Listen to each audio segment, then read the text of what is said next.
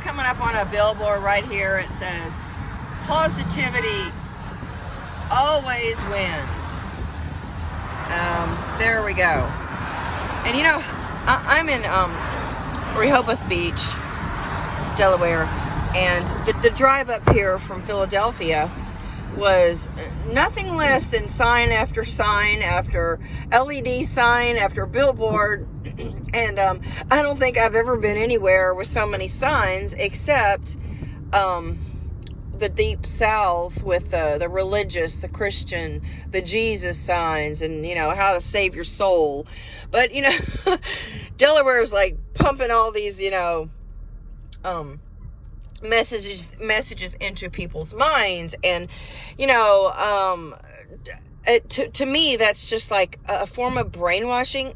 And when people hear you know, slogans and quotes and just, you know, everyday sayings about, you know, we'll get through this, or you know, life is what you make it, or always look to the positive.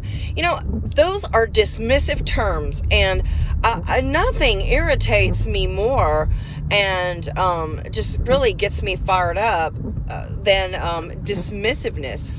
And you know, no matter what the circumstances is, you know, maybe their child has leukemia, or you know, they ran off the road and flipped the car, and you know, now they lost a leg. And, you know, they just revert back to these slogans and these billboards that say everything's going to be okay, and look to the bright side, and, you know, optimism is the way to go, and optimism always wins. And, you know, they fall back on that. They don't even think of what they are saying. It's just like, it's just utter brainwash, and it seems like the predominant masses, the majority of people are like that. You know, they just have some kind of rote saying in their head, and it's never spoken with any thought, any forethought. To say optimism always wins is totally wrong.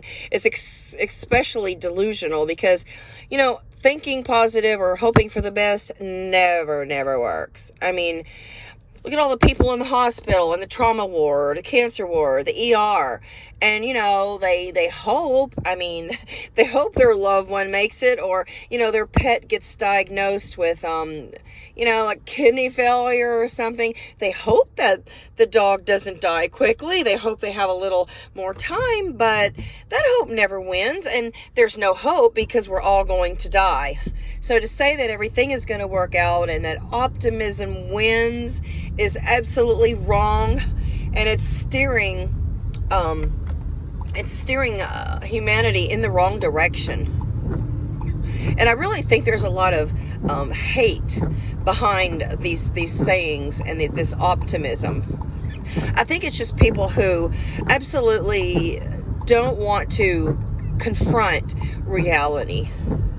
They don't want to face the music. And, you know, it's not all going to work out for any of us. It's all going to fail us. You know, I've been on so many vacations, and the more prepared I was for a trip, the less it let me down. And it actually came out to a detriment. The times that I went on vacation without any preparation and without any expectation, the better off I was. But the more optimistic that I've been in many circumstances in life, I was just always let down. And I mean, you know, when there's a medical test, a blood test, or, you know, a biopsy or whatever that the doctor, you know, does to you, and, you know, you always hope that things, you know, you hope you don't, you know, come up with some kind of terminal disease or some kind of, you know, like permanent STD like HIV, or, you know, we always kind of hope for the best. I think it's human nature to hope, but hope doesn't get us anywhere, and optimism certainly isn't going to work for any of us. And I really reject people who promote optimism. It absolutely alienates me to the core. And, you know, whether it's wishful thinking, but, you know, you can practice this on your own. You can have wishful thoughts and positive thoughts. And you can, like, keep a diary of what worked out for you and what didn't. Like, you know, let's say you had a wedding on a day like today with this tropical storm thing coming around. And let's say you had the highest hopes that your wedding was going to be an outdoor wedding and it was going to be a bright, sunny day, clear skies. You know, nature is stronger than we are.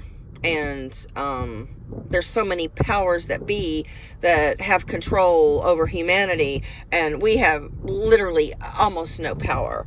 And so, you know, keep a diary, keep a log of your positive thoughts on a daily basis, and see if they really come true, because they won't.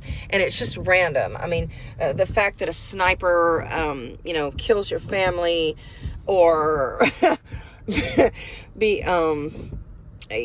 you know, if a power line falls and, you know, you and your dog are walking and it kills both of you, or, you know, I mean, what if your hair got caught in the fan blade of you know, a business, and it ripped all your hair, and, you know, you were descalped.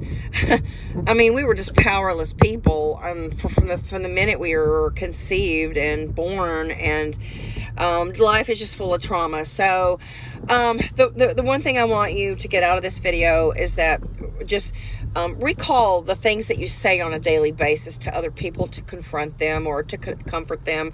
And it's really not comforting to say, you know, things will get better, or I really have the best hope for you, or, you know, I don't think you're going to get sicker, or whatever.